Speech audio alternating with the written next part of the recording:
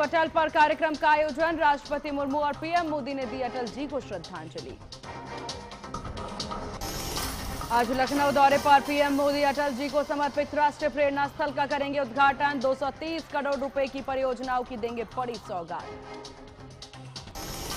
मध्य प्रदेश दौरे पर गृह मंत्री अमित शाह ग्वालियर में आज एमपी ग्रोथ समिट का करेंगे शुभारंभ। 2 लाख करोड़ रुपए के उद्योग का भी करेंगे भूमि पूजन। दिल्ली मेट्रो में सीएम रेखा गुप्ता ने किया सफर। मेट्रो से अटल कैंटीन गई सीएम, अटल कैंटीन का किया उद्घाटन।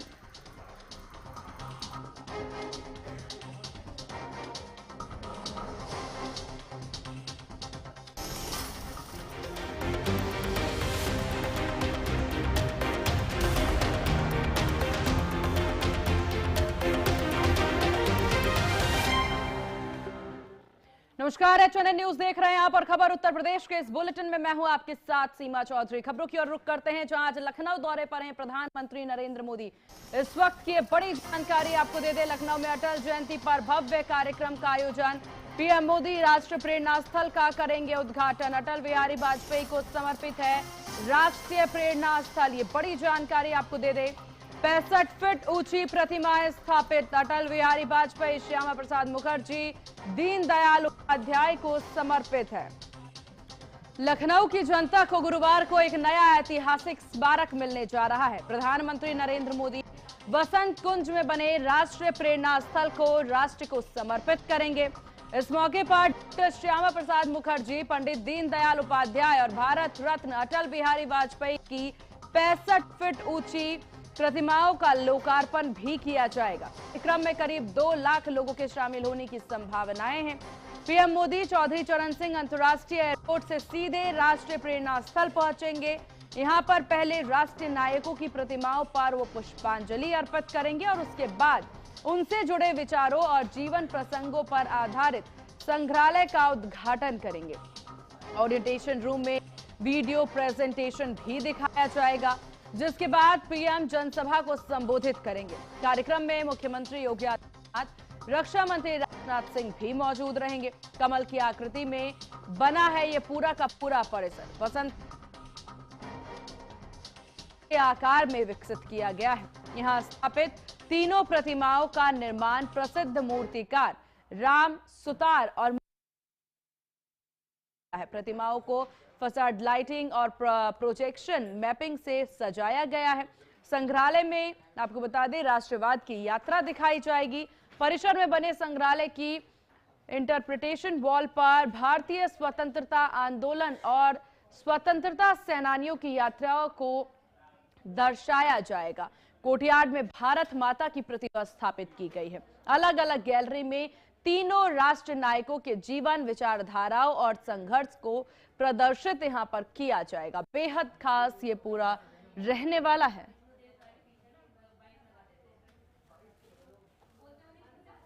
तो ये बड़ी जानकारी आपको दे दे, पीएम मोदी राष्ट्र प्रेरणा स्थल का उद्घाटन करेंगे। तो ये बड़ी जानकारी, इस वक्त की बड़ी खबर।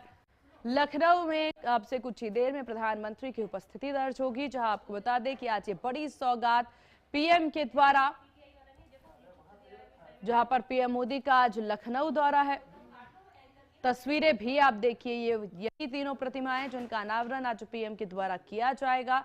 मुख्यमंत्री योगी आदित्यनाथ इससे पहले कार्यक्रम स्थल पर भी पहुंचते नजर आए। आज के प्रेस कॉन्फ्रेंस में के दौरान भी पीएम ने सीएम योगी आदित्यनाथ के द्वारा ये जानकारी दी गई।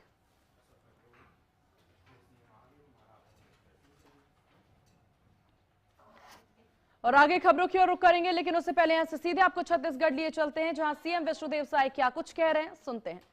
अनुभवगण, समस्त पार्षदगण, एमआईसी जोन अध्यक्षगण, खेल अधिकारीगण और प्रतिभागी हमारे बेटा बेटी और मीडिया के साथीगण, मैं सबसे पहले आप सभी लोगों का अपने तरफ से हृदय से अभिनंदन करता हूं, स्वागत करता हूं। और आज हमारे छत्तीसगढ़ के निर्माता श्रद्धेय अटल बिहारी वाजपेयी जी की जयंती है, जिसको हम लोग और पूरा देश सुशासन दिवस के रूप में मनाता है, तो मैं आप सभी लोगों को सुशासन दिवस की भी बहुत बहुत बधाई देता हूं और छत्तीसगढ़ निर्माता श्रद्धेय अटल बिहारी वाजपेयी जी को नमन करते हैं, उनको विनम्र श्रद्धांजलि अर्पित करते हैं। आज सांसद खेल महोत्सव का समापन पूरे देश में हो रहा है और आप सभी लोग, हम लोग हमारे देश के यशस्वी प्रधानमंत्री श्री नरेंद्र मोदी जी और उनके प्रेरक उद्बोधन को सुने हैं और हम इस अवसर पर धन्यवाद देना चाहेंगे हमारे रायपुर के लोकप्रिय सांसद श्री बृजमोहन अग्रवाल जी को, जिन्होंने अपने संसदीय क्षेत्र में सांसद खेल का आयोजन 29 अगस्त से प्रारंभ किया था और आज 25 दिसंबर को इसका समापन हो रहा है। कुल 4 महीने कार्यक्रम चले हैं और उन्होंने अपने संसदीय क्षेत्र में कुल 36 जगह इसका आयोजन किया है और 85,000 खिलाड़ी इसमें भाग लिए हैं, जिसमें हमारे स्कूल कॉलेज के हमारे बेटा बेटी भी हैं और हमारे ग्रामीण और शहर के लोग भी हैं। तो मैं उनको बहुत बहुत अपने तरफ से बधाई देता हूं, धन्यवाद देता हूं और हो सकता है कि मतलब सबसे बड़ा इनके संसदीय क्षेत्र में एक खेल का आयोजन हुआ हो। 85 हजार लोग भाग लिए हैं और मैं सबको शुभकामना देना चाहूंगा, जितने भी हमारे स्कूल कॉलेज के बेटा बेटी और लोग भाग लिए हैं और उनको पुरस्कृत करने का भी व्यवस्था है। पहला, दूसरा, तीसरा जो आए हैं उनको पुरस्कृत करने का भी व्यवस्था है और निश्चित रूप से आने वाले दिनों में इस सांसद खेल महोत्सव से खेल के जगत में हमारे छत्तीसगढ़ में बहुत प्रतिभाएं सामने आएंगे और ये छत्तीसगढ़ का नाम और रोशन करेंगे। माननीय प्रधानमंत्री जी ने कहा है कि 2030 में कॉमनवेल्थ गेम का आयोजन हमारे देश में होने वाला है। ये सांसद खेल महोत्सव उसके लिए भी बड़ा सहयोगी होगा। बहुत सारे हमारे देश के टैलेंट इससे उभर कर आएंगे और 2036 में जो सबसे बड़ा गेम होता है ओलंपिक गेम, उसके लिए भी भारत आग्रह किया है, निवेदन लगाया है। हो सकता है 2036 में ओलंपिक का मेजबानी करने का भी सौभाग्य हमारे देश को मिल जाए और हम लोग भी छत्तीसगढ़ में खेल को काफी आगे बढ़ाने का प्रयास कर रहे हैं। खेल अलंकरण समारोह जो बंद हो गया था उसको फिर से शुरू किए हैं और अगर हमारे छत्तीसगढ़ का कोई भी खिलाड़ी बेटा बेटी ओलंपिक में खाली भाग लेगा तो प्रोत्साहन स्वरूप 21 लाख रुपया देने का सरकार की घोषणा है।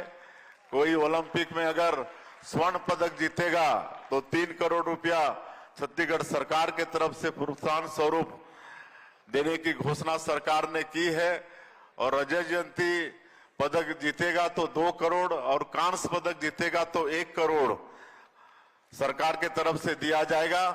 तो हमारी शुभकामना है कि सांसद खेल से हमारे कॉमनवेल्थ और ओलंपिक के लिए भी खिलाड़ी छत्तीसगढ़ से निकले और अभी अभी यहाँ पर रायपुर में तीरंदाजी का राष्ट्रीय प्रतियोगिता जूनियर वर्ग का संपन्न हुआ है, जिसमें पूरे देश से, हर प्रदेश से 33 प्रदेश से खिलाड़ी भाग लिए थे, जिसका भी शुभारंभ करने का सौभाग्य हमको मिला था। अभी 2 दिन पहले हम बिलासपुर गए थे तो वहां भी खेलो इंडिया ट्राइबल गेम, इसका भी मेजबानी करने का सौभाग्य हमारे छत्तीसगढ़ को मिल रहा है। आने वाला साल जनवरी में इसका आयोजन होगा 2026 में और पूरे देश के ट्राइबल खिलाड़ी उसमें भाग लेंगे। ये भी एक छत्तीसगढ़ के लिए बड़ा सौभाग्य का विषय है। और उसका शुभंकर जो होता है मोर वीर, उसका हम लोग लॉन्चिंग बिलासपुर में किए हैं। तो इस तरह से खेल को बढ़ावा देने के लिए छत्तीसगढ़ में भी प्रयास हो रहा है। हमारा जो क्रिकेट का स्टेडियम है, देश का तीसरा सबसे बड़ा स्टेडियम है, उसमें अभी अभी आप लोग अफ्रीका और इंडिया का, साउथ अफ्रीका और इंडिया का मैच देखे हैं। जनवरी में फिर आयोजन होने वाला है, उसका भी रख रखाव हम लोग ठीक से करने वाले हैं। माननीय प्रधानमंत्री जी ने देश में खेल के जगत में बढ़ावा देने के लिए खेलो इंडिया योजना चलाया है।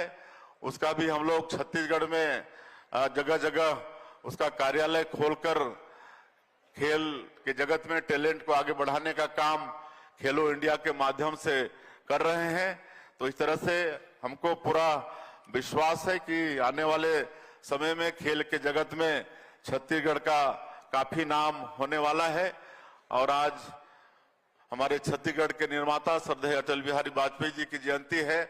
तो एक सौभाग्य का विषय है कि पूरे जो छत्तीसगढ़ के अंदर नगरीय निकाय हैं, सब जगह सरकार ने अटल परिसर का निर्माण कराया है। और आज 115 शहरी क्षेत्र में उनके मूर्ति का अनावरण का कार्यक्रम इसके बाद में रखा गया है, ताकि छत्तीसगढ़ की आने वाली पीढ़ी को उनकी मूर्ति को देखकर हमेशा प्रेरणा मिलता रहेगा सुशासन का।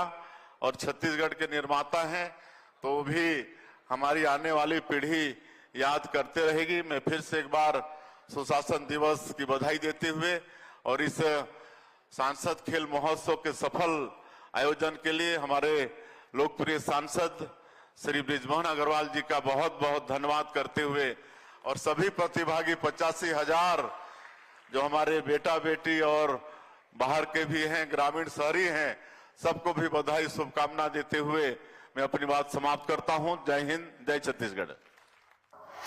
और चलिए यहां से सीधे आपको लिए चलते हैं मध्य प्रदेश के ग्वालियर, जहां केंद्रीय गृह मंत्री अमित शाह क्या कुछ कह रहे हैं, सुनते हैं। मिट्टी ने जिस भूमि ने किया वो भूमि पर आज मैं उपस्थित हूं। अटल जी ने न केवल इस देश को अपनी सांस्कृतिक विरासत को बचाने में मदद की, अटल जी ने पूरा जीवन इस देश के स्व को जगाने का काम किया। स्वराज को, सुशासन तक की यात्रा को उन्होंने आगे ले जाने का काम किया। अटल जी उस जमाने में जब अंग्रेजी का बोलबाला होता था, तब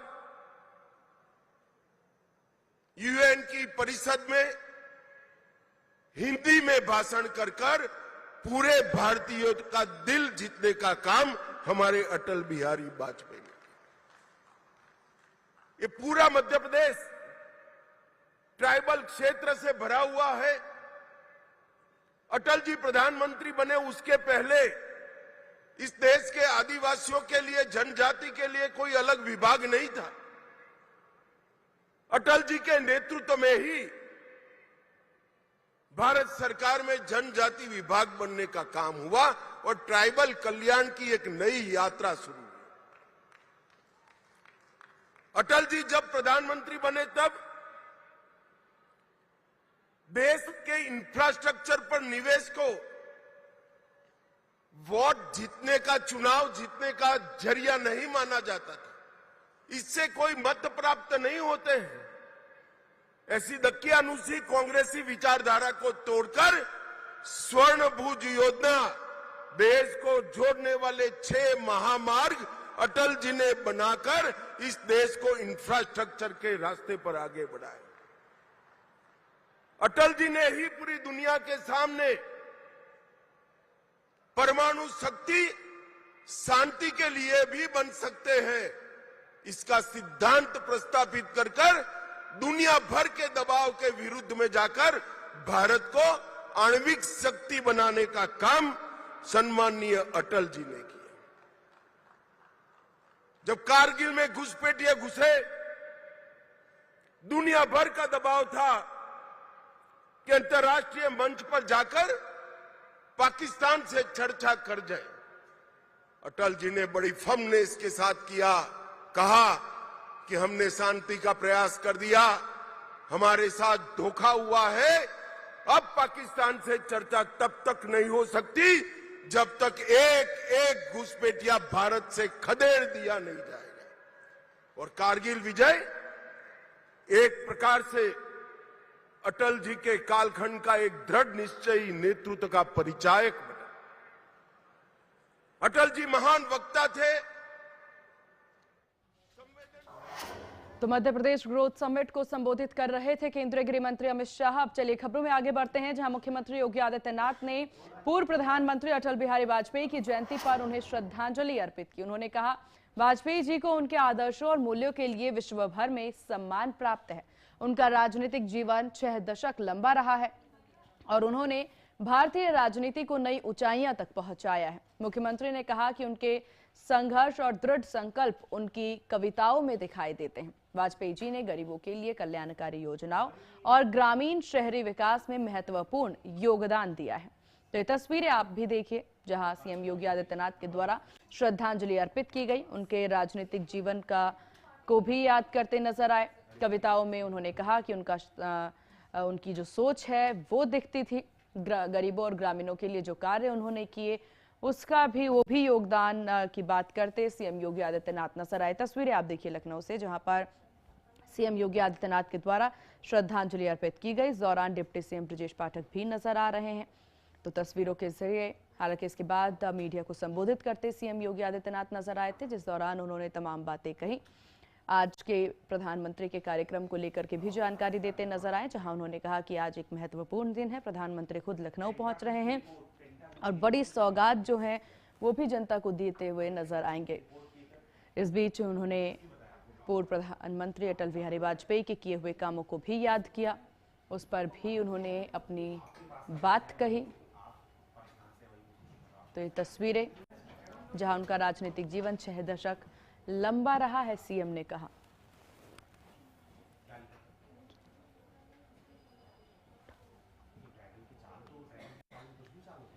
तो सीएम योगी ने वाजपेयी को श्रद्धांजलि अर्पित की है। तस्वीरों में देखिए, डिप्टी सीएम भी श्रद्धांजलि अर्पित करते नजर आ रहे हैं।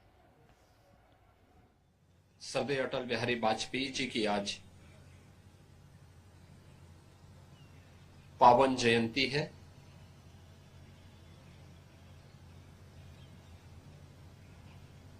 सरदेव अटल बिहारी वाजपेयी जी उत्तर प्रदेश से देश की संसद में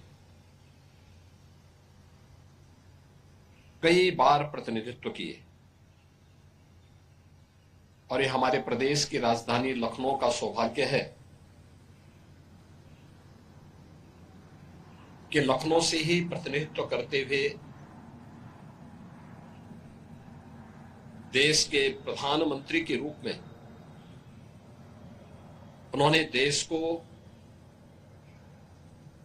विकास के एक नए विजन के साथ आगे बढ़ाने का काम किया था। यह वर्ष विशेष है। सरदेव अटल बिहारी वाजपेयी जी की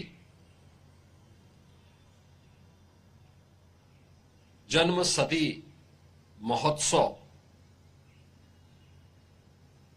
का आयोजन भी पूरे देश के अंदर हर्षोल्लास के साथ अटल जी की कविताओं के काव्य पाठ के साथ, अटल जी के द्वारा जो लेखन किया गया था उस लेखन पर डिबेट को लेकर के, उनकी पत्रकारिता को लेकर के संसद में और अंतर्राष्ट्रीय मंचों पर जो भी महत्वपूर्ण भाषण सरदेव अटल जी के थे, इन सब को लेकर के पूरे देश के अंदर विभिन्न शिक्षण प्रशिक्षण संस्थाओं में अनेक प्रकार के कार्यक्रम हुए हैं। ये उत्तर प्रदेश के लिए गौरव की बात है कि सरदेव अटल जी की पैतृक भूमि उत्तर प्रदेश के अंदर ही आगरा जनपद का बटेश्वर है। चलिए खबरों में आगे बढ़ते हैं। बात बांग्लादेश को लेकर के कर लेते। बांग्लादेश में मोहम्मद यूनुस के शासनकाल में हिंदुओं पर कथित अत्याचार और मयम सिंह में कपड़ा कारखाने के मजदूर दीपू चंद्र दास की हत्या के विरोध में नोएडा में प्रदर्शन किया गया। बता दें कि विश्व हिंदू परिषद, बजरंग दल, दुर्गा वाहिनी, नोएडा महानगर के कार्यकर्ताओं ने बैनर तख्तियों के साथ शहर में विरोध मार्च निकाला। वक्ताओं ने घटना की निंदा करते हुए अंतर्राष्ट्रीय स्तर पर हस्तक्षेप की मांग की है। तस्वीरें देखिए जहां पर बांग्लादेश हिंसा के खिलाफ नोएडा में ये प्रदर्शन की तस्वीरें नजर आ रही है। ये बड़ी जानकारी आपको दे दें, जहां ये तस्वीरें देखी जा सकती है नोएडा में विरोध प्रदर्शन को लेकर के।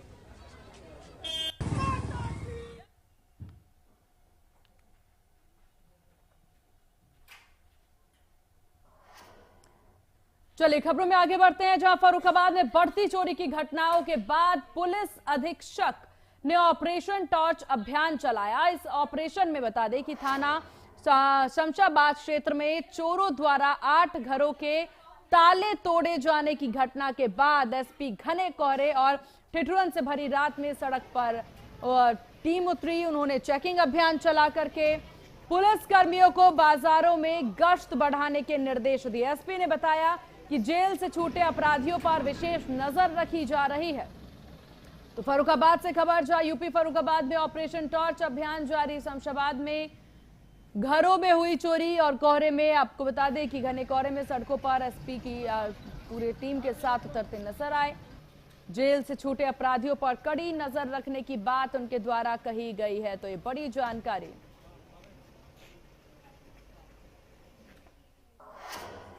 और कानपुर में घने कोहरे ने ट्रेनों की रफ्तार थाम दी है, जहां कानपुर सेंट्रल रेलवे स्टेशन पर कई प्रमुख ट्रेन जो आपको बता दें कि घंटे देर से चल रही है, जिसमें से यात्रियों को भारी परेशानी का सामना करना पड़ा। एक्सप्रेस, मेल और पैसेंजर ट्रेनों का संचालन प्रभावित रहा। प्लेटफॉर्म और प्रतीक्षालय यात्रियों से भरे भी नजर आए। ठंड से बचने के लिए यात्री कंबल ओढ़े फर्श पर बैठकर ट्रेन का इंतजार करते दिखे। छोटे बच्चों, महिला और बुजुर्गों को सबसे ज्यादा दिक्कत यहां पर हुई। रेलवे के मुताबिक कम विजिबिलिटी वजह बताई जा रही है देरी की। और वहीं आपको बता दें कि इसी बीच ये तस्वीरें आप भी देखिए, जहां पर कम विजिबिलिटी की वजह से ये तस्वीरें देखने को मिल रही है।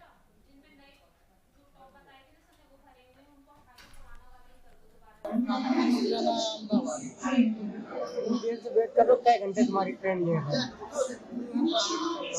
2 घंटे ट्रेन लेट है। ठंड का टाइम है, रेलवे प्रशासन की तरफ से कोई व्यवस्था अहमदाबाद जाना है, दरभंगा अहमदाबाद। कितनी देर से वेट कर रहे हैं, कितनी देर ट्रेन काफी देर से वेट कर रहे हैं, 2.5 घंटा लेट। आपने सूचना में कुछ जानकारी करी कितने घंटे 2.5 घंटे बता रहे हैं, अब देखते हैं क्या है, आधे घंटे करके। रेलवे की तरफ से कोई व्यवस्था देख ही रहे हो, सब लोग यही प्लेटफॉर्म में लेटे हुए हैं, है ना। अहमदाबाद जाना है, दरभंगा अहमदाबाद। कितनी देर से वेट कर रहे हैं, कितनी देर ट्रेन काफी देर से वेट कर रहे हैं, 2.5 घंटा लेट। आपने सूचना में कुछ जानकारी। खबर फिरोजाबाद से, जहां आपको बता दें कि जैन मंदिर तिराहे पर एक दुकान में अवैध बेसमेंट निर्माण का मामला सामने आया। वहीं इस मामले में स्थानीय शिकायतों पर सिटी मजिस्ट्रेट विनोद कुमार पांडे मौके पर पहुंचे और जांच की। जांच में सामने आया कि निर्माण बिना अनुमति के की जा रही है। सिटी मजिस्ट्रेट ने तुरंत निर्माण कार्य रोकने के आदेश दिए, दस्तावेज तलब किए, लेकिन कोई वैध अनुमति नहीं मिली। वहीं दुकानदार को चेतावनी दी गई कि अनुमति के बिना निर्माण नहीं होगा। उल्लंघन पर सीलिंग, जुर्माना और कानूनी कार्रवाई की जाएगी। प्रशासन ने आगे की कार्रवाई के लिए रिपोर्ट तैयार की। फिरोजाबाद यूपी से खबर, अवैध बेसमेंट निर्माण पर सिटी मजिस्ट्रेट सख्त होते नजर आए। वहीं बिना अनुमति चल रहे बेसमेंट निर्माण पर उस शिकायत पर मौके पर पहुंचा प्रशासन, निर्माण कार्य तत्काल रोका गया। जो दुकानें हैं इसके नीचे बिना अनुमति के बेसमेंट, तो उसी के क्रम में जिलाधिकारी महोदय ने इसको जांच करने के लिए बोला। तो यहाँ आज ये निरीक्षण पाया गया कि इनके द्वारा बेसमेंट और पर एक बड़ा निर्माण किया जा रहा है, तो इनके विरुद्ध नियमानुसार जो है आवश्यक कार्रवाई की जाएगी। और इन्हीं खबरों के साथ इस बुलेटिन में बस इतना ही। बने रहिए चैनल न्यूज के साथ। नमस्कार।